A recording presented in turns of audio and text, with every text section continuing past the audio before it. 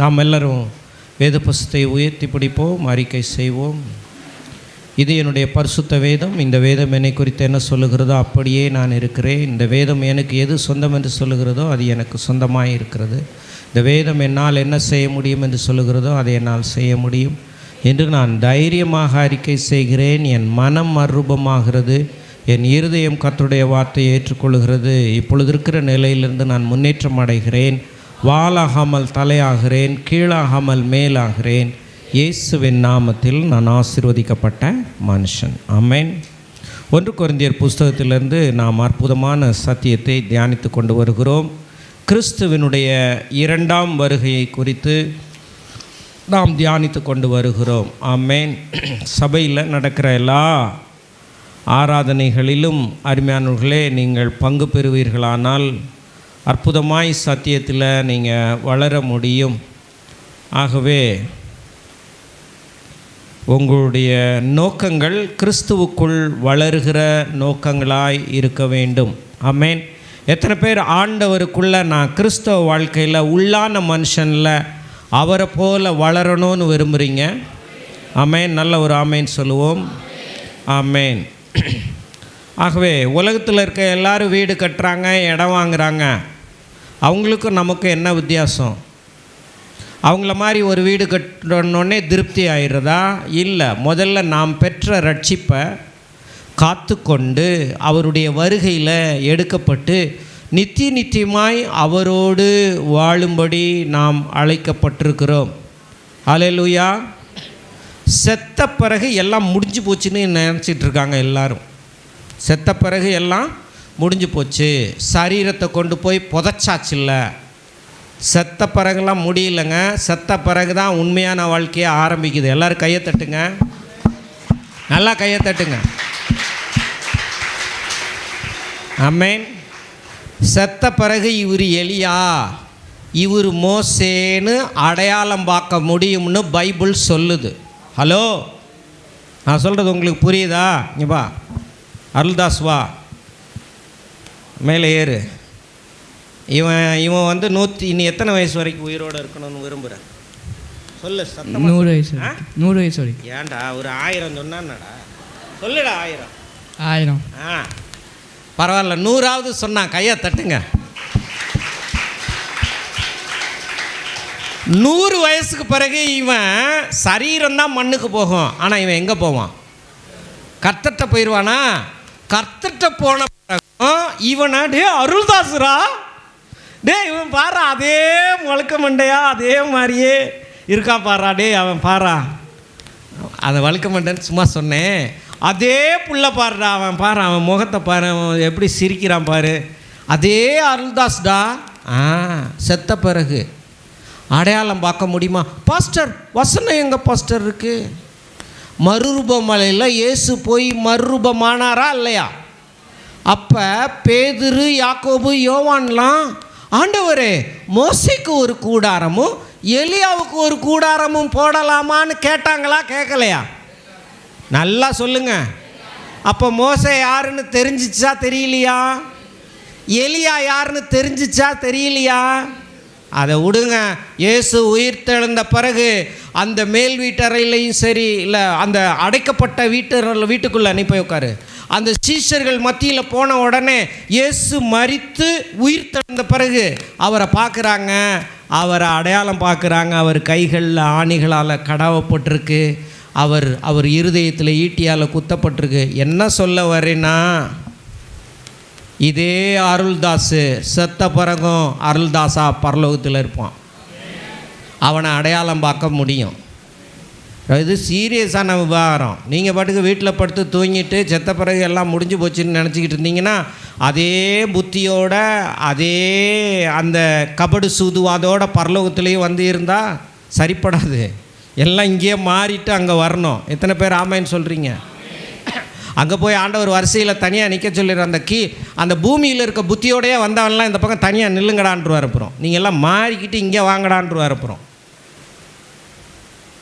ஆமாம்.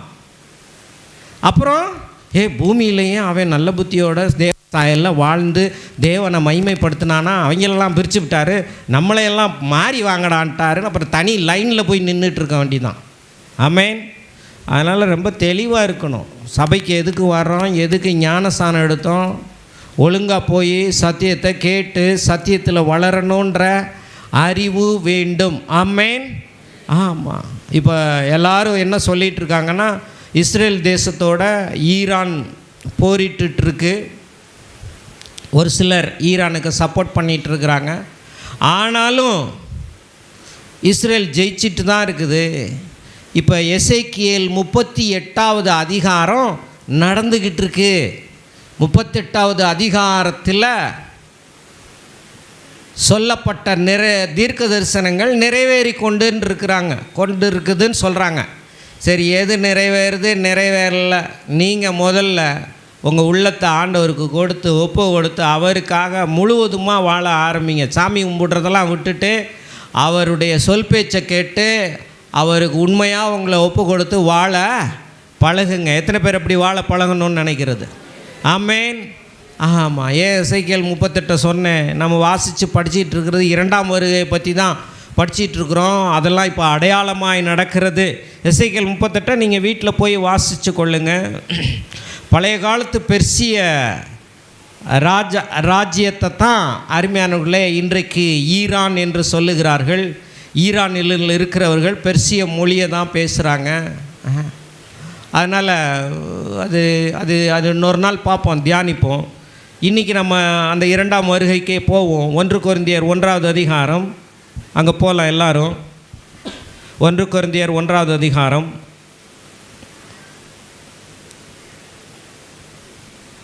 6, 7, 8 வாசிப்போம்.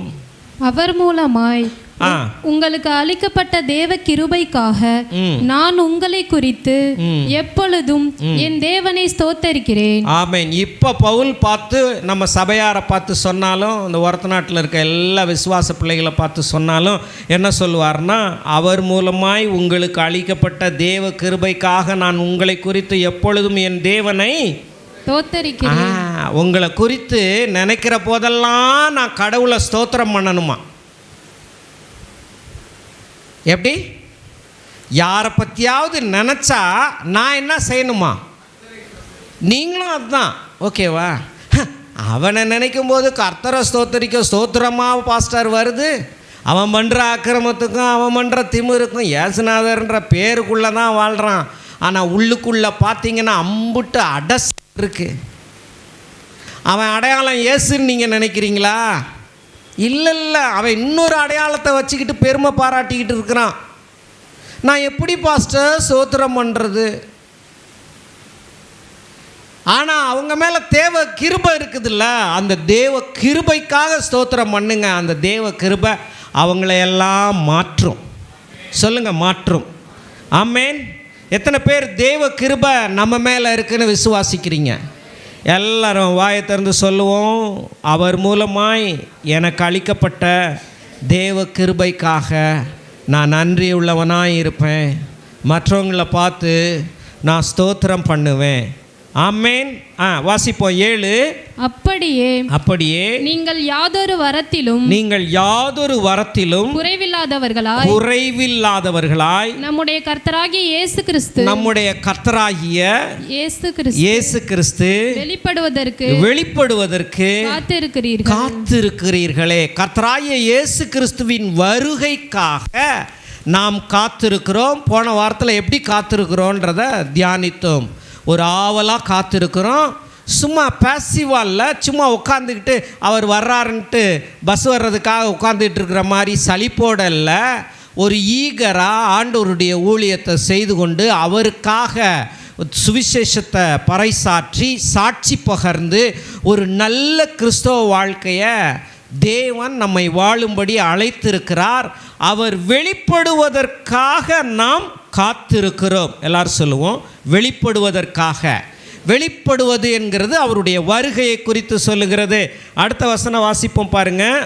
நம்முடைய கர்த்தராகிய இயேசு கிறிஸ்துவின் நாளிலே, கர்த்தராகிய இயேசு கிறிஸ்துவின் நாள், அதுதான் கர்த்தருடைய வருகையை குறித்து அந்த வசனம் அறிவிக்கிறது. நீங்கள் குற்றஞ்சாட்டப்படாதவர்களாய் இருக்கும்படி முடிவு பரியந்தம் அவர் உங்களை ஸ்திரப்படுத்துவார். எத்தனை பேர் அவர் ஸ்திரப்படுத்தும்படி அவற்றை வந்திருக்கிறீங்க? சொல்லுங்கள், என்ன ஸ்திரப்படுத்துங்க ஆண்டவரே. என் ஆவி மனுஷனில் தேவையான குணாதிசயங்களை அபிஷேகத்தின் மூலமாய், வார்த்தையின் மூலமாய் என்னை வளர்த்து விடுங்க ஆண்டவரே. குற்றமற்றவனாய் நான் இருப்பது உம்முடைய சித்தம். என்னை நான் என்ன செய்கிறேன்? அர்ப்பணிக்கிறேன். எல்லாம் சொல்லுங்கள், என்ன நான் அர்ப்பணிக்கிறேன். வண்டியில் ஒரு பிரச்சனையும் இல்லை சார், எல்லாம் கிளியர் பண்ணியாச்சு. வண்டி நாங்கள் எப்படி கண்டிஷனில் விற்றோமோ அதே கண்டிஷனில் இருக்குது. அதுபோல் நீங்கள் கர்த்தருடைய சமூகத்தில் வரும்போதெல்லாம் தேவன் உங்களை கழுவி நிறுத்தி எந்த ஒரு பழுதும் இல்லாமல் அவரை உங்களை உட்கார வைக்கிறார். எத்தனை பேர் ஆமேன் சொல்கிறீங்க? அதுக்கு தான் அவரிடத்துல வந்து கொண்டே இருக்கிறோம். ஆமேன். ஆமாம், தேவனுடைய வருகை இதற்கான ஒரு சில காரணங்கள் இருக்கிறது. அவர் கண்டிப்பாக அவர் வருவாரா? நிச்சயமாக வருவார். ஏன் வருவார் அப்படின்னா, ஒரு சில காரியங்களுக்காக அவர் திரும்பவும் வருகிறார்.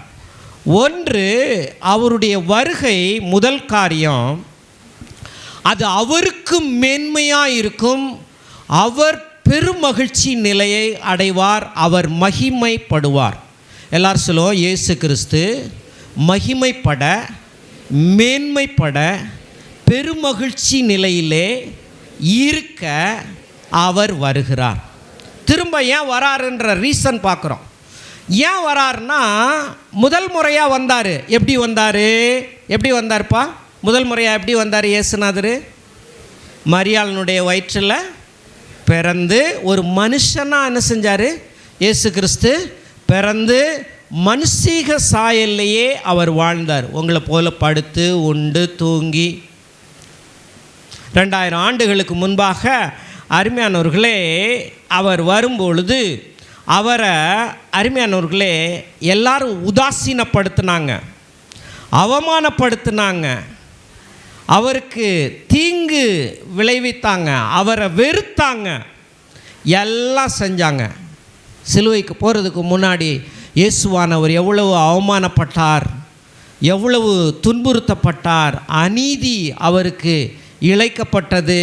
அவரை எத்தனை பேர் அவரை கேலி பண்ணான், கிண்டல் பண்ணான், கன்னத்தில் அடிச்சிட்டு கண்ணை கட்டி விட்டுட்டு, நீ இப்போ தீர்க்க தரிசனமாக உன்னை அடித்தவன் யாருன்னு சொன்னான். தாடி மயிரை பிடுங்கினாங்க, எச்சில் துப்புனாங்க, முள்ளை முடியாக சூட்டி வச்சுக்கிட்டு ராஜா ராஜான்னு சொல்லி கேலி பண்ணான், கிண்டல் பண்ணான், எல்லாம் பண்ணான். இந்த அவமானத்தை எல்லாம் சகித்து துன்புறுத்தப்பட்டாரே இந்த இயேசுவானவர், இதே பூமியிலே, வானத்தின் கீழே பூமியில் இருக்கக்கூடிய எல்லா மனுஷர்களுக்கு முன்பாக அகில உலகமும் பார்த்து அவருடைய காலில் விழணும்னு சொல்லிட்டு விழுந்து, அவர் ராஜாதி ராஜாவாக, மன்னாதி மன்னனாக அவர் திரும்ப வருகிறார். எத்தனை பேருக்கு சந்தோஷமாக இருக்குது? நான் சொல்கிறேன், அப்படி வரப்போகிறார். வாசிப்போம் பாருங்க, 17வது அதிகாரம், வெளிப்படுத்தல் 17வது அதிகாரம் 14வது வசனம். வெளிப்படுத்தல் 17வது அதிகாரம் 17. இவர்கள் 14 வாசிங்க. ஆட்டுக்குட்டியானவருடனே, இவர்கள் ஆட்டுக்குட்டியானவருடனே யுத்தம் பண்ணுவார்கள். ஆட்டுக்குட்டியானவர் கர்த்தாதி கர்த்தரும் ராஜாதி ராஜாவுமாய் இருக்கிறபடியால்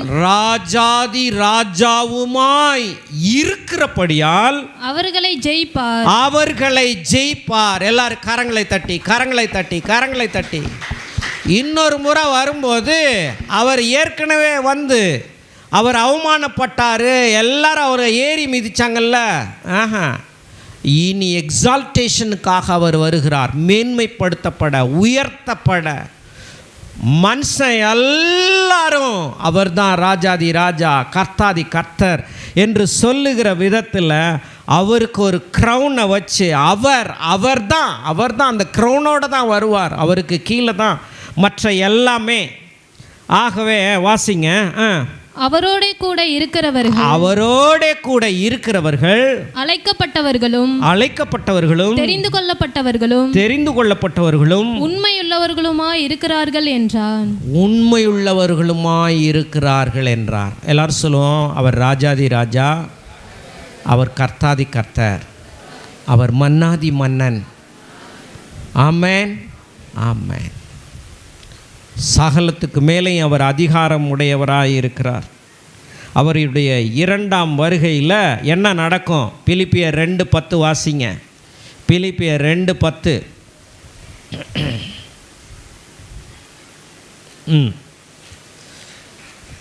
இயேசுவின் நாமத்தில் வானோர் பூதலத்தோர் பூமியின் கீழானோருடைய முழங்கால் யாவும் முடங்கும்படிக்கும் பிதாவாகிய தேவனுக்கு மகிமையாக இயேசு கிறிஸ்து கர்த்தர் என்று நாவுகள் யாவும் அறிக்கை பண்ணும்படிக்கும் ஒண்ணு விடாம அறிக்கை பண்ணும்படிக்கு எல்லா நாமத்திற்கும் மேலான நாமத்தை அவருக்கு தந்தருளினார். இரண்டாம் வருகையில் ஒருத்தம் விடாம, அவன் யாரா இருக்கட்டும், அவன் எவ்வளோ பெரிய பணக்காரனாக இருக்கட்டும், எவ்வளோ பெரிய அரசியல்வாதியாக இருக்கட்டும், யாராக இருந்தாலும் கர்த்தருடைய வருகையில் அவருக்கு முழங்கால் போட்டு அவர்தான் தேவன்னு நாவு எல்லாம் அறிக்கை பண்ணி தான் ஆகணும். வேறு வழியே இல்லை. எல்லோரும் ஒரு அல்லேலூயா சொல்லுவோம். நம்ம இப்போயே அவர் தான் ஆண்டவர்னு சொல்கிறோம். எவ்வளோ முன்னாடி அட்வான்ஸாக நம்மெல்லாம் இருக்கோம். எல்லோரும் கரங்களை தட்டி, அவரே இரட்சகர், அவரே ஆண்டவர், அவர் மரித்து உயிர்த்தெழுந்தவராய் எல்லா அதிகாரம் உள்ளவராகவும் அவர் என்ன செய்கிறார்? இருக்கிறார். எல்லாரும் சொல்லுவோம், வானோர்னா பரலோகத்தில் இருக்கிறவங்க, பூமியில் இருக்கிறவங்க, பூமிக்கு கீழே மரித்தவங்க எல்லாருமே அவரை ஆண்டவர்னு அறிக்கை பண்ணுற இடத்துல ஆண்டவர் கொண்டு வருகிறார். அப்போ இன்னொரு முறை வரும்போது அவர் பாவத்தை சுமக்கிற ஒரு ஆட்டுக்குட்டியாக வரமாட்டாருங்க. இன்னொரு முறை வரும்போது அவர் ஜெயிக்கிறவராய், அவர் நியாய்ந்திருக்கிறவராய் அவர் வருவார். இரண்டாம் வருகைங்கிறது மகா பயங்கரமான வருகை. அந்த வருகையில் எவனும் நிற்க முடியாது, யாருக்கிட்ட போக முடியாது. நீ என்ன மிசைல் கண்டுபிடி, நீ என்ன அணு ஆயுதம் கண்டுபிடி, எதையும் கண்டுபிடி, எதுவும் அவரை ஒன்றும் செய்யவே முடியாது. அவர் வந்தார்னா அந்த அணு கழிவு கூட அல்லது அந்த யுரேனியம் கூட அவரை ஸ்தோத்திரம் பண்ணாலும் ஆச்சரியத்துக்கு இல்லை. ஏன்னா அவர் படைத்த யுரேனியம். ஆமேன்னு சொல்லுங்கள். ஆமாம், பூமிக்குள்ளேருந்து நோண்டி அதையும் இதையும் எடுத்து வெடிக்கிற பொருளை கண்டுபிடிச்சி வெடிச்சிக்கிட்டு இருக்கிறான். என்னத்தையோ செய்ய. ஆனால் அவருக்கு முன்பாக எல்லா முழங்கால்களும் முடங்கும்.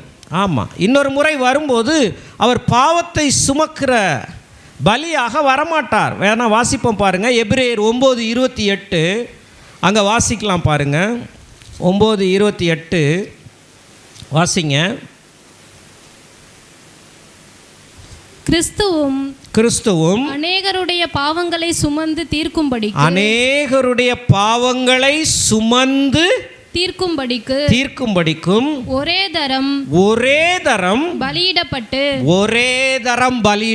எல்லாரும் சொல்லுங்க, ஒரே தரம் பலியிடப்பட்டு. அடுத்து வாசிங்க.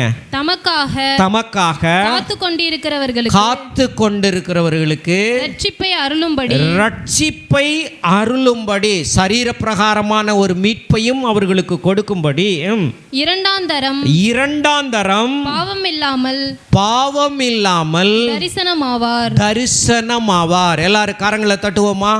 நல்ல கரங்களை தட்டுங்க பார்ப்போம். ஒரு தரம் நம்முடைய பாவத்துக்காக அவர் பலியிடப்படும்படி வந்தார்.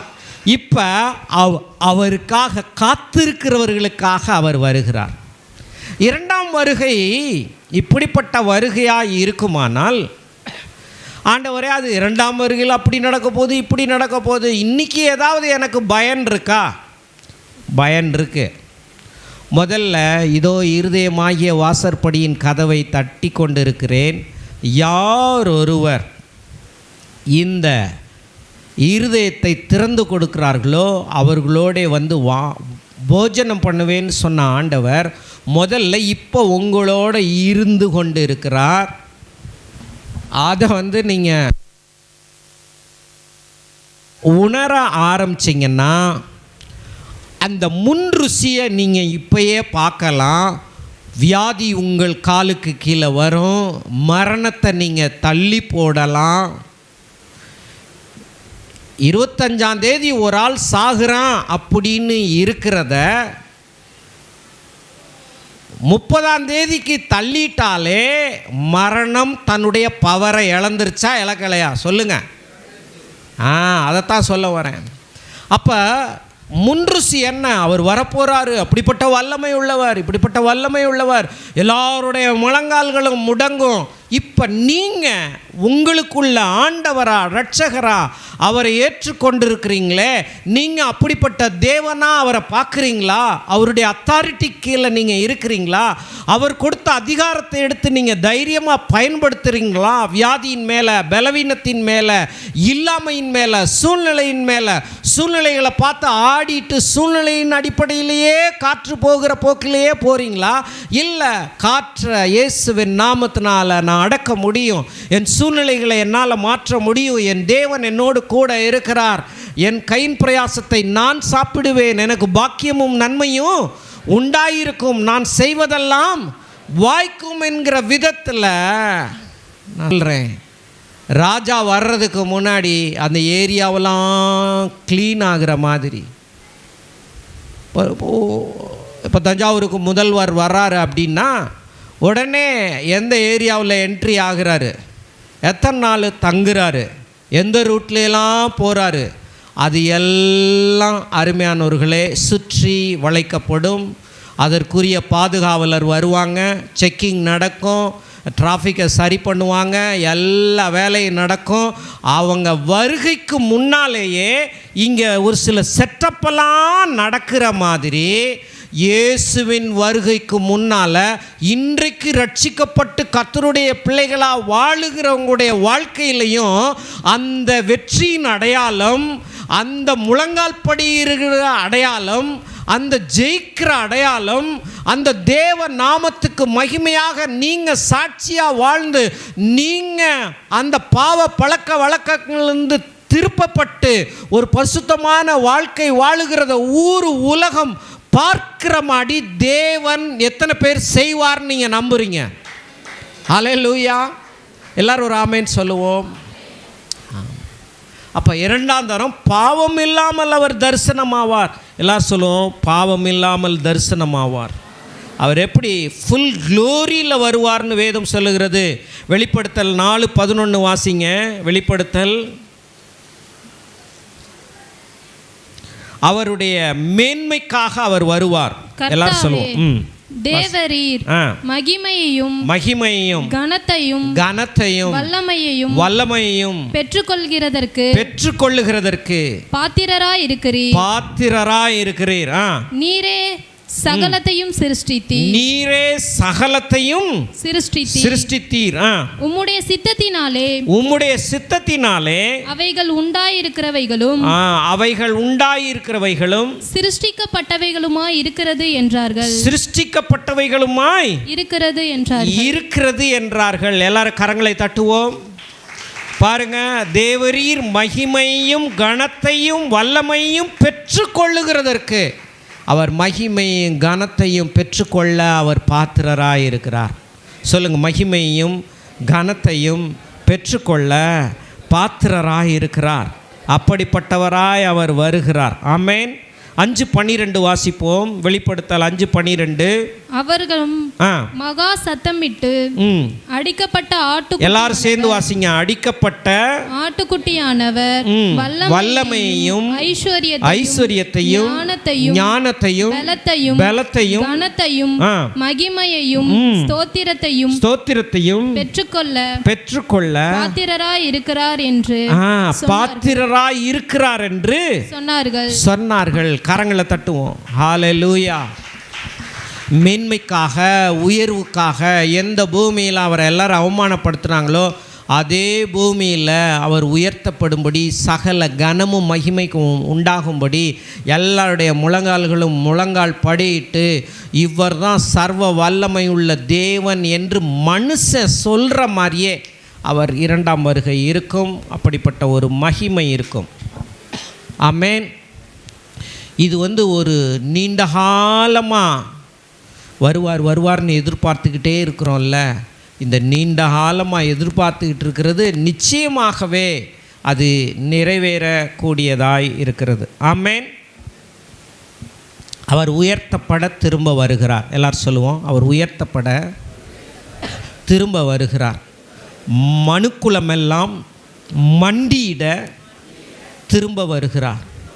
மனுக்குலத்தின் வாயெல்லாம் அவரே ஆண்டவர், அவரே சிருஷ்டிகர்த்தர், நாவுகளெல்லாம் இப்படி முழங்க அவர் வருகிறார். ஹல்லேலூயா. இது ஒரு காரணம். 2வது காரணம், இன்னொரு காரணம், சாத்தானுடைய தோல்வி உறுதிப்படுத்தப்பட்டு அவன் தோற்கடிக்கப்பட்டவன் என்கிறதையும் அவர் காண்பிக்க, அவன் தோல்வியானவன், அவன் ஒன்றும் இல்லாதவன் அப்படின்றதுக்காகவும் தேவன் வருகிறார். எல்லாரும் கரங்களை தட்டி கர்த்தரை ஸ்தோத்தரிப்போம். அவனை அருமையானவர்களே, நான் சொல்கிறேன், அவமானப்படுத்தவும் அவனை நிந்தைக்குள்ளாக்கவும் பிசாசை அவனை ஒன்றும் இல்லாமல் பண்ணவும் தான் தேவன் மறுபடியுமாக வருகிறார். ஆமென். எல்லாரும் கரங்களை தட்டுவோம். எல்லாரும் சொல்லுவோம், பிசாசை அவமானப்படுத்த, அவனை தோற்கடித்து, அவனுக்கு வேண்டிய தண்டனை, அவன் தண்டனைக்கு தான் தகுதியான ஆள் இல்லையா, அவனை தண்டிக்க, அவனுக்கு செய்ய வேண்டிய எல்லாத்தையும் செய்ய அவர் வருகிறார். ஆமென். அவனுக்கு செய்ய வேண்டியதை செய்யணும்ல. ஆமாம், அவனுக்கு செய்ய வேண்டியதை செய்யணும்ல. ஆமாம். அவனை ஒன்றும் இல்லாதவன்றதை காட்டணும்ல. தேவன் அதற்காக வருகிறார். ஏன்னா பைபிளில் போட்டிருக்கு, அவனை குறித்து பைபிளில் என்ன போட்டிருக்கு? யோவான் 14:30 வாசிப்போம் பாருங்கள். யோவான் 14:30 வாசிங்க. இனி நான் உங்களுடனே அதிகமாய் பேசுவதில்லை. இனி உங்களுடனே அதிகமாய் பேசுவதில்லை. இந்த உலகத்தின் அதிபதி வருகிறார். இந்த உலகத்தின் அதிபதி வருகிறான். இந்த உலகத்தின் அதிபதி வருகிறான். இன்னும் அவர் வருகையிலையும் இப்படி தான் பண்ணுவான். எல்லா மனுஷனையும் கூப்பிட்டு கடவுளுக்கு விரோதமாக அந்த பிசாசு வருவான். இந்த உலகத்தின் அதிபதி வர்றான். ஆமாம், அவனுக்கு என்ன நடந்திருக்கு வேதம் சொல்லுகிறது. இன்னொரு இடத்துலையும் போட்டிருக்கு, the prince of the power of the air, வான மண்டலத்தின் பொல்லாத ஆவின்னு போட்டிருக்கு. இவனை மறுபடியும் கட்டி 1000 வருடங்கள் அவனை அப்படியே நரகத்தில் போட்டு அடைச்சி வைக்கவும், அப்புறம் கொஞ்ச காலம் ரிலீஸ் பண்ணி அவனுக்கு நிரந்தர அக்கினிய ஜட்ஜ்மெண்ட் கொடுக்கவும் தேவன் அவனுக்கு செய்ய இருக்கிறார், பிசாசுக்கு செய்ய இருக்கிறார். அப்போ இதை அப்போ செய்ய போகிறாரு. ஆனால் இப்போயேவும் அவருடைய சீஷர்களுக்கு அதிகாரம் கொடுத்து, பரலோக ராஜ்யம் சமீபத்திற்குன்னு நீங்கள் பிரசங்கம் பண்ணுங்க, பிசாசுகளை துரத்துங்க, வியாதியுஸ்தோர்களை சொஸ்தமாக்குங்க. ஆண்டவர் சொல்லியிருக்கிறார் இல்லையா? பிசாசின் மேலே தேவன் நமக்கு ஆளுகை என்ன செய்திருக்கிறார்? கொடுத்திருக்கிறார். அதுக்கும் தேவன் அவருடைய பிள்ளைகளுக்கு இப்பயே அந்த அதிகாரங்களெல்லாம் கொடுத்து அவருடைய நாமத்தினால அவனை தோல்வியுற்றவனாக, அவனை தோற்று போனவனாக காலுக்கு கீழே வைக்கும்படி தேவன் நமக்கு செய்திருக்கிறார் என்று வேதம் சொல்லுகிறது. அவனுடைய தோல்வி. அப்போ மறுபடியும் இயேசு ஏன் வரணும்? அவனுடைய தோல்வியை முற்றிலுமாக உறுதிப்படுத்த அவர் வருகிறார். எல்லாரும் ஒரு ஆமேன் சொல்லுவோம். அது மாத்திரம் அல்ல, இயேசுவுக்காக இரத்த சாட்சியாய் மரித்த கர்த்தருடைய பிள்ளைகளுடைய உள்ளத்தையும் ஏக்கத்தையும் நிறைவேற்ற அவர் வருகிறாராம். அதாவது இயேசுவை பின்பற்றினது நிமித்தமோ, இயேசுவுக்காக அவரை மறுதலிக்காமல் வாழும்போது அவங்கள வாளால் அறுத்து அவங்கள கொலை செய்து அவங்க இயேசுவுக்காக நான் மடிந்தாலும் பரவாயில்ல அப்படின்னு சொல்லி தங்களுடைய இரத்தத்தையே சிந்தி மரித்திருக்காங்கல்ல, இருதய ஏக்கத்தை நிறைவேற்றுகிறதற்காக பழி வாங்கவும் நீதி செய்யவும் மறுபடியும் வருகிறார். எல்லாரும் கரங்களை தட்டி கர்த்தரை ஸ்தோத்தரிப்போம். அவர் விடமாட்டார். எல்லாம் பக்கத்தில் சொல்லுங்கள், அவர் விடமாட்டார். சொல்லுங்கள், அவர் விடமாட்டார். இன்னைக்கு நம்மளை சரி விடு அப்படின்னு சொல்லிட்டு அந்த பாடுகள் உங்களுக்கு இருக்குது. பச்சை மரத்துக்கே இந்த பாடுனா பட்டை மரத்துக்கு என்ன பாடோன்னு சொன்னார். It's good. அப்புறம் அவருக்காக நாம் நிந்தனை அடைந்து அவமானப்பட்டு எத்தனையோ தேவ மனுஷர்கள், அருமையானவர்களை, கிறிஸ்துவ மறுதலி, உன்னைய சுட்டு கொள்ள போகிறேன், உன்னைய வெட்ட போகிறேன் எல்லாம் செஞ்சு அநேகர் இரத்தம் சிந்தி மரித்திருக்கிறார்கள். எல்லாரும் சொல்லுங்கள், ரத்தம் சிந்தி மரித்திருக்கிறார்கள். அவருக்கு ஃபெய்த்ஃபுல்லான பீப்புள், அவருக்கு உண்மையாக இருந்த ஜனங்கள், அவங்களுக்கு தகுந்த தண்டனை அவர் கொடுக்க அவர் ஏற்ற வேளையில் அருமையானவர்களே வருகிறார். அந்த முத்திரையினுடைய நியாய தீர்ப்புகளில் அங்கே யோவான் பார்க்கிறதை நாம் பார்க்கலாம். பாருங்கள், வாசிப்போம். வெளிப்படுத்தல் 6வது அதிகாரம் 9-10 வாசிங்க. அவர் ஐந்தாம் முத்திரையை உடைத்த போது தேவ வசனத்தின் நிமித்தமும் ஓகே, தாங்கள் கொடுத்த சாட்சி நிமித்தமும் கொல்லப்பட்டவர்களுடைய ஆத்துமாக்களை பலிபீடத்தின் கீழே கண்டேன். எல்லாரும் கையை தட்டுங்க. சொல்றது புரியுதா?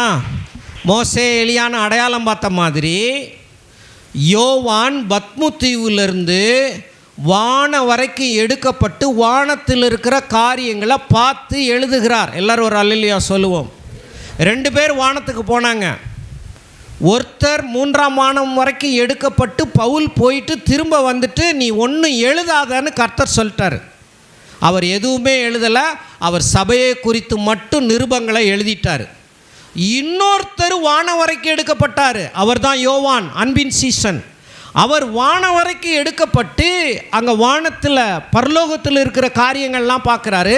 பரலோகத்தின் பலிபீடத்தின் கீழே ஒரு சிலர் இரத்த சாட்சியாய் மரித்தவர்கள் அங்கே இருக்கிறார்கள்.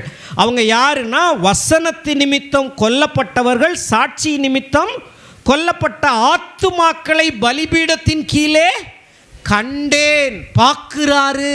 எல்லாரும் சொல்லுங்க, பார்க்கிறாரு. ஐடென்டிட்டி அடையாளப்படுத்தி பார்க்கிறாரு. அப்போ அங்கே என்ன நடக்குது பாருங்க. அவர்கள்லாம் பரிசுத்தமும் சத்தியமுள்ள ஆண்டவரே, அவங்க எல்லாரும் சேர்ந்து அவங்க ஒரு விண்ணப்பம் செய்கிறாங்க. பாருங்க, என்ன செய்கிறாங்கன்னு பாருங்க. வாசி. தேவரீர், ஆண்டவரே தேவரீர், பூமியின் மேல் குடியிருக்கிறவர்களிடத்தில் எங்கள் இரத்தத்தை குறித்து எதுவரைக்கும் நியாய தீர்ப்பு செய்யாமலும் பழிவாங்காமலும் இருப்பீர் என்று மகா சத்தமிட்டு கூப்பிட்டார்கள். அவங்க என்ன ஜெபம் பண்ணிட்டு இருக்காங்கன்னா, ஆண்டவரே எங்களை பூமியில் அப்படி ஒன்றும் இல்லாமல் பண்ணி வெட்டி கொலை செஞ்சு எங்களையெல்லாம் இவ்வளவு பாடுபடுத்தினாங்களே, இன்னமும் பண்ணிக்கிட்டு இருக்கிறாங்களே, அவங்கள எப்போ ஆண்டவரே நீங்கள் பழி வாங்க போகிறீங்க? எப்போ பழி வாங்க போகிறீங்க? அவர்களுடைய ரத்தம் கூப்பிடுகிறது. ஆபேலின் ரத்தம் கூப்பிட்டது. ஐயோ, நல்லவன் மாதிரி ஏமாற்றி என்னைய கூட்டிகிட்டு போய் தோட்டத்தில் வச்சு வெட்டிவிட்டானே. நான் என்ன செஞ்சேன் அவனுக்கு? நான் ஒன்றும் செய்யலையே. அவன் காணிக்கையை கர்த்தர் ஏற்றுக்கல, என் காணிக்கையை கர்த்தர் ஏற்றுக்கிட்டார்ன்றதுக்காக வந்த காய்மாகாரத்தில் என்னை நல்ல பிள்ளை மாதிரி கூட்டிகிட்டு போய் இந்த காயின் வெட்டிட்டானே, அவனுக்கு நான் துரோகம் செய்யலையேன்னு அந்த ரத்தம் பேசினது. இங்கேயும் ஆண்டவரே, உங்கள் வசனத்துக்காக தானே நாங்கள் நின்னோம். ஆண்டவரே, உங்கள் வார்த்தைக்காக நாங்கள் சாட்சியாக வாழ்ந்தோம். எங்களை வெட்டிட்டான், அறுத்துட்டான், கொன்னுட்டான். நாங்கள் எப்படி அவங்கள ஒன்றும் பண்ண முடியல எங்களால். இப்போ நீங்கள் என்ன பண்ண போகிறீங்க அவங்கள? அப்படின்ற சத்தம், அந்த பரிசுத்தவான்களுடைய சத்தம் கேட்டுக்கொண்டே இருக்கிறபடினாலே இரண்டாம் வருகையிலே வரும் பொழுது அப்படிப்பட்ட எல்லாரையும் தேவன் பழிவாங்க அவர் வருகிறார். அல்லேலூயா. சீக்கிரமாக அவர் சைடில் இல்லைன்னா முதல்ல அவர் சைடில் வாங்க. என்ன சொன்னாலும் கேட்டு கீழ்ப்படுகிற உள்ளத்துக்கு வாங்க. ஜென்ம சுபாவத்தினால ரட்சிப்பை இழந்து போயிடாதீங்க. கர்த்தரை விட்டு தூரமாக போயிடாதீங்க. மிகுந்த ஜாக்கிரதையாக இருங்க. தேவன் எல்லாத்தையும் வச்சு செய்வார். இங்கே செஞ்சிட்டாருன்னு செய்கிறதுக்கு அந்த பலிபீடத்தின் கீழே இருக்கக்கூடிய ஆத்துமாக்கள் ஜெபித்து கொண்டே இருக்குது. இன்னும் ஜெபிச்சுக்கிட்டு இருக்கு. இன்னும் அன்றிலிருந்து இன்று வரை அவருக்காக இரத்த சாட்சியாய் மரித்த எல்லா ஆத்துமாக்களும் பலிபீடத்தின் கீழே இந்த ஜெபத்தை பண்ணிகிட்டு இருக்கிறாங்க. தேவன் மறுபடியுமாய் வந்து அவங்களுக்கெல்லாம் ஒரு கணக்கு முடிக்க அவர் வருகிறவராயிருக்கிறார். மனம் திரும்புறதுக்காக வெயிட் பண்ணிக்கிட்டே இருக்கிறாரு. நீடிய பொறுமை உள்ளவராயிருக்கிறாரு. அவர் வெயிட் பண்ணிக்கிட்டே இருக்கிறாரு. சுத்த கிருபை இன்னும் இருந்து கொண்டே இருக்கு. இதுக்கும் மீறி அவன் இன்னும் இயேசுநாதரை எதிர்த்துக்கிட்டே வந்தான்னா பூமியில் இருக்கக்கூடிய எல்லா ஜனங்களையும் சேர்த்துக்கிட்டு ஒரு நாள் அந்தி கிறிஸ்து அப்படி தான் வருவான். அவன் கிறிஸ்துவுக்கு விரோதமாக வருவான். கர்த்தர் செய்வார் ஒரு காரியத்தை, அன்னைக்கு ஒரு முடிவு பண்ணுவார். அப்போ தேவனுடைய வருகையில் அருமையானவர்களே, அவர் மகிமைப்படுகிறது மாத்திரம் இல்லை, எல்லா பூமியின் உள்ள சகல ஜாதி சகல ஜன கோத்திரத்தாரெலாம் அவருக்கு காலில் விழுறது மாத்திரம் இல்லை, அவரை வாயை திறந்து அவரை அறிக்கை பண்ணுறது மாத்திரம் இல்லை, அவர் நியாயந்தீர்க்கவும் வருகிறார், பழிவாங்க வருகிறார். தேவன் அவருடைய நியாய தீர்ப்பை செய்ய வருகிறார். அவங்க பரிசுத்தமுள்ளவரே எவ்வளவு நாள் நீங்கள் நியாயந்தீர்க்காமல் பழிவாங்காமல் இருந்துக்கிட்டே இருக்கீங்களே இந்த பூமியில் இருக்கிறவங்கள அப்படின்னு சொல்லி அவங்கெல்லாம் கதறாங்க. உண்மைதான், பழிவாங்குதல் அவருக்கே உரியது. உபாகமம் 32 வாசிங்க. உபாகமம் 32-35 வாசிங்க. பழிவாங்குவதும் பதிலளிப்பதும் எனக்கு உரியது. அந்த இதெல்லாம் நீங்கள் எடுக்கக்கூடாது, நான் எடுக்கக்கூடாது. ஹலோ பாரு, நான் உன்னைய பழி வாங்குறேன் பாருன்னு அநேகர் பூமியில் பழி வாங்கி தங்களுடைய குடும்பத்தையும் கெடுத்துட்டு இருக்கிறாங்க. பழி வாங்குதல் யாருடையது? கர்த்தருக்குரியது. அதை வசனத்தை மறுபடியும் வாசி. பழிவாங்குவதும் பதிலளிப்பதும் எனக்கு உரியது. ஆமென். ரோமர் 12-19 வாசிங்க.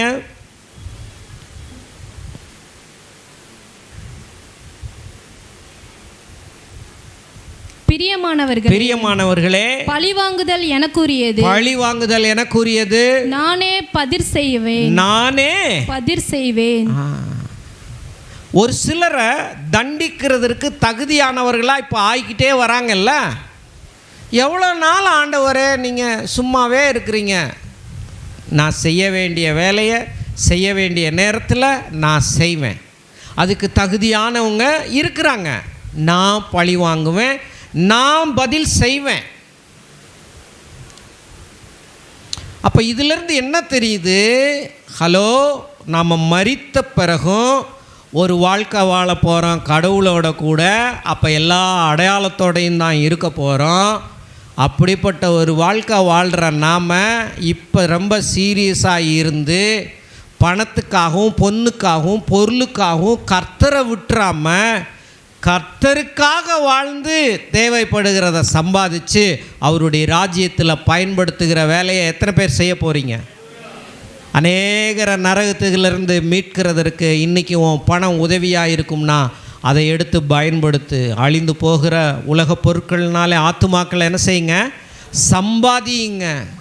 ஆமென். தேவன் நம்மை கொண்டு ஒரு சில காரியங்களை செய்கிறதற்காக அவருடைய நோக்கங்களுக்காக பணத்தை நமக்கு கையில் என்ன செய்கிறாரு? கொடுக்கிறாரு. ஆமென். அதனால் நம்ம ரொம்ப கேர்ஃபுல்லாக இருக்கணும். இப்போ பாடுபட்டவங்க, துன்பப்பட்டவங்க, அவரால் அவருடைய நாமத்துக்காக நிந்தை அனுபவித்தவங்களுக்கெல்லாம் கடவுள் நீதி செய்ய அவர் வல்லவராக இருக்கிறார். இன்னொரு வசனத்தை வாசிப்போம். 2 தெசலோனிக்கேயர் 1ஆவது அதிகாரம். இது எல்லாமே அவர் நீதி செய்கிற காரியம். அவருடைய பிள்ளைகளுக்காக, இரத்த சாட்சியாய் மரித்தவர்களுக்காக, புனிதர்களுக்காக. வாசிப்போம். 2 தெசலோனிக்கேயர் 1ஆவது அதிகாரம் 6-7.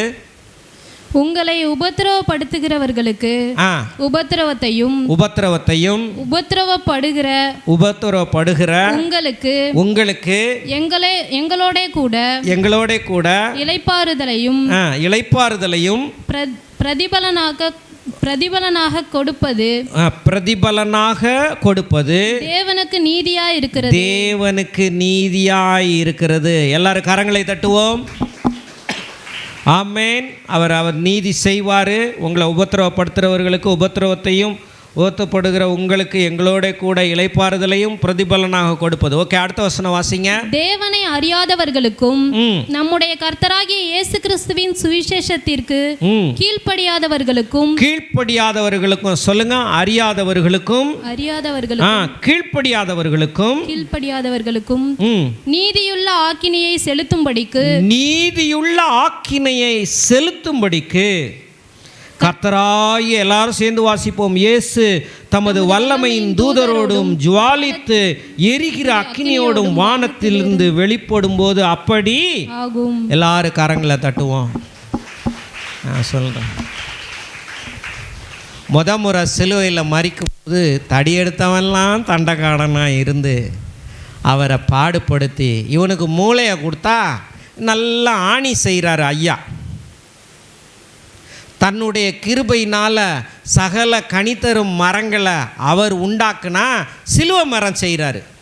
புத்தியை வச்சு ஆணி மரம், அவர் வளர்த்து கொடுக்குற மரத்தை செஞ்சு அவரே தானே சிலுவையில் அறைகிறான். இப்படிப்பட்ட மனுஷனாக அவன் இருக்கிறான். நாமளும் அப்படி தான் இருந்தோம், இருளில் இருந்தோம், அவரை விட்டு தூரமாக கிடந்தோம். நம்ம புத்தியும் இப்படி தான் இருந்துச்சு. ஆனால் தேவனாகிய கர்த்தர் நம்மளை வேறு பிரிச்சிருக்கிறாரு. அவரை அறிய ஆரம்பித்து அவருக்கு கீழ்ப்படிய ஆரம்பிச்சிட்டோம். எத்தனை பேர் அவருக்கு கீழ்ப்படியணுன்ற முடிவு எடுக்கிறீங்க? ஆமென். ஹலோ, நம்ம தகப்பன் தான் இப்படி வரப்போகிறாரு. ஆமென். அப்படி வரப்போகிறாரு. என்னங்க, நம்ம அப்பாவா இவ்வளவு ஆக்ரோஷமாக மாறிட்டார். அவர் முடிவெடுத்துட்டார். பிசாசோடு சேர்ந்து செயல்படுகிற எல்லாத்துக்கும் ஒரு முடிவை தேவன் எடுக்கிறார், ஒளிய பண்ணுகிறார். ஆமென். நிரந்தரமாக முற்றிலுமாக அவனை இல்லாமல் பண்ணிட்டு அவனை வைக்க வேண்டிய இடத்துல வச்சுட்டு அவருடைய பிள்ளைகளோடு கூட அவர் ஆயிரமான வருஷங்கள் நித்திய காலமாய் அவருடைய பிள்ளைகளோடு கூட அவர் வாழப் போகிறார். ஹல்லேலூயா. ஏங்க, நாம் பெற்றிருக்கிற ரட்சிப்பு, இன்றைக்கி வாழுகிற வாழ்க்கையெல்லாம் சும்மா சாதாரணமான வாழ்க்கைங்க. அங்கே போன பிறகு அவரை பார்த்து அவருடைய அன்பையும் இரக்கத்தையும் அவருடைய மேன்மையும் பார்த்து அவரை தொழுது கொள்ள நாம் போகிறோம். ஹல்லேலூயா. நம்ம எல்லோரும் எழுந்து நிற்போம். இயேசு கிறிஸ்துவனுடைய வருகை எப்படி மகிமையான வருகை என்பதை உணர ஆரம்பிப்போம். அவருடைய பகிரங்கமான வருகையில் நடக்க போகிற காரியங்களை எல்லாம் நாம் புரிந்து கொள்வோம். எல்லாரும் வாயை திறந்து கர்த்தரை ஸ்தோத்தரிப்போமா? எல்லாரும் வாயை திறந்து ஹல்லேலூயா, ஹல்லேலூயா, ஹல்லேலூயா. அவருடைய வருகைக்கு முன்னமேயே இப்பொழுதே நாம் எல்லாரும் வாயை திறந்து ஷேபேலே பாலாலா ரதோரோ நோ மாரானா எல்லாரும் அந்நிய பாஷைகளில், ஆண்டவரே எங்களை வேறு பிரித்தீங்களே, ஆண்டவரே எங்களை வழிநடத்தி கொண்டு இருக்கிறீங்களே, நன்றி ஆண்டவரே, நன்றி நன்றி. எல்லாரும் வாயை திறந்து கர்த்தரை துதிப்போமா? ஓ ஷாபாலாலா பாரானா மாரானா மாரானா ஹல்லேலூயா. ஆமென், ஆமென், ஆமென், ஆமென், ஆமென், ஆமென், ஆமென், ஆமென், ஆமென், ஆமென். ஓ ரீலா பாராலா. எல்லாரும் கண்களை மூடி கர்த்தருடைய பாதத்தில் ஷேபேரேலே பேரேலே பாராலா பாராலா பாராலா பாலாலா பாலா பாலா பாலாலா. ஓ ஷாபாலா பாலா பாலாலா மாலா பாலா. ஓ ரீலா பாராலா தீரினி மாரானா. எல்லாரும் அந்நிய பாஷையில் கொஞ்ச நேரம். ஓ ரீ பாராலா பாராலா ராலா ராலா ராலா ராலா ஹல்லேலூயா ஹல்லேலூயா ராலா பாராலா பாரா. எல்லாம் அந்நிய பாஷையில் ஃப்ரீயா கொஞ்ச நேரம். ஓதி மேலே பாலாலா மாலாலா மாலாலா மாலாலா மேரே மேரே துரு துரு மோடு புரு புடு மரபனா ரிபிரினி மாராலா துரு துரு மாராலா பரனா. ஆமென். ரிபிரினி மாரா துரு மாராலா.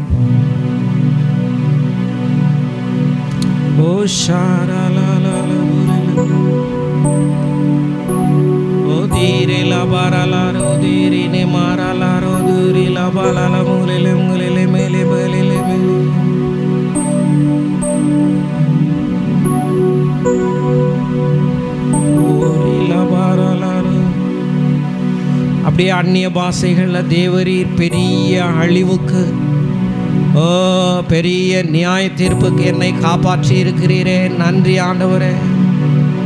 அவர் வருகைக்கு முன்பாக நான் எடுத்து கொள்ளப்படுவேன். அவரோடு கூட இருக்கும்படி நான் ஆகாயத்தில் போய்விடுவேன்.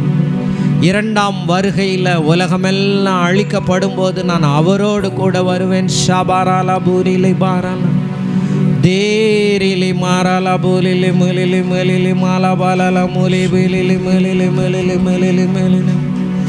ஓ ஹல்லேலூயா. தளர்ந்து போன கைகளை திடப்படுத்துங்கள், தள்ளாடும் முழங்கால்களை உறுதிப்படுத்துங்கள். தளர்ந்து போன கைகளை திடப்படுத்துங்கள், தள்ளாடும் முழங்கால்களை உறுதிப்படுத்துங்கள். தளர்ந்து போன கைகளை திடப்படுத்துங்கள், தள்ளாடும் முழங்கால்களை உறுதிப்படுத்துங்கள். ஆண்டவரால் மீட்கப்பட்டோர் மகிழ்ந்து பாடி சீயோன் வருவார்கள். ஆண்டவரால் மீட்கப்பட்டோர் மகிழ்ந்து பாடி சீயோன் வருவார்கள்.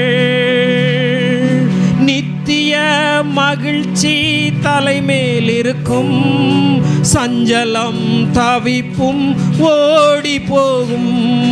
நித்திய மகிழ்ச்சி தலைமேல் இருக்கும், சஞ்சலம் தவிப்பும் ஓடி போகும். தளர்ந்து போன கைகளை திடப்படுத்துங்கள், தள்ளாடும் முழங்கால்களை உறுதிப்படுத்துங்கள். தளர்ந்து போன கைகளை திடப்படுத்துங்கள், தள்ளாடும் முழங்கால்களை உறுதிப்படுத்துங்கள். உறுதியற்ற உள்ளங்களே திடன் கொள்ளுங்கள், அஞ்சாதிருங்கள். உறுதியற்ற உள்ளங்களே திடன் கொள்ளுங்கள், அஞ்சாதிருங்கள். அநீதிக்கு பழி வாங்கும் தெய்வம் வருகிறார், அநீதிக்கு பழி வாங்கும் தெய்வம் வருகிறார். விரைவில் வந்து உங்களையே விடுவிப்பார், விரைவில் வந்து உங்களையே விடுவிப்பார். தளர்ந்து போன கைகளை திடப்படுத்துங்கள், தள்ளாடும் முழங்கால்களை உறுதிப்படுத்துங்கள். தளர்ந்து போன கைகளை திடப்படுத்துங்கள், தள்ளாடும் முழங்கால்களை உறுதிப்படுத்துங்கள். எல்லாரும் கரங்களை அசைத்து, ஆண்டவரே உம்முடைய வருகை மென்மையான வருகை, கனமான வருகை. ராஜாதி ராஜாவா இந்த பூமிக்கு திரும்பி வருகிறீர். ஓ, ஆளுகை செய்ய, நியாயந்தீர்க்க வருகிறீர் ஆண்டவரே. உம்முடைய வருகை நாளில் எங்களை எல்லாம் முன்னாடியே அழைத்து, ஓ, உமக்கு நேராக எங்களை கர்த்தாவே அழைத்து சென்று உம்மோடு கூட வைக்க போகிறதற்காக எல்லாரும் கரங்களை தட்டி, ஷேபேரேலே பாலாலாரோ தேரேலே பாலாலா பூலிலே மாலா பாலா ஓ ரீலா பாராலா. நித்திய மகிழ்ச்சி, நித்திய மகிழ்ச்சி. ஷேபேரேலே பாராலா பாலா பாலா. அவர் பழி வாங்குகிற தேவன். பழி வாங்குதல் எனக்குரியது. அவற்றை விட்டுருங்க. இந்த பூமியில் யாரையும் பழி வாங்கணும்னு நினைக்காதீங்க, நியாயந்தீர்க்கணும்னு நினைக்காதீங்க, அவருடைய வேலையை செய்யாதீங்க. எல்லாரும் கரங்களை அசைத்து எல்லாரும் சொல்லுங்கள், தேவரீர் உம்முடைய இறையாண்மைக்கு விரோதமாக நான் வரமாட்டேன் ஆண்டவரே. யாரையும் பழி வாங்க மாட்டேன், யார் மேலேயும் வெஞ்சன்ஸ் எடுக்க மாட்டேன். நான் பழி வாங்குகிறவரும் பதில் செய்கிறவரும் நீர் ஒருவரே. ஓ ஷேபேரேலே பாராலா பாலாலா தேமேலே பாலாலா பாலா பாலாலா பாலா.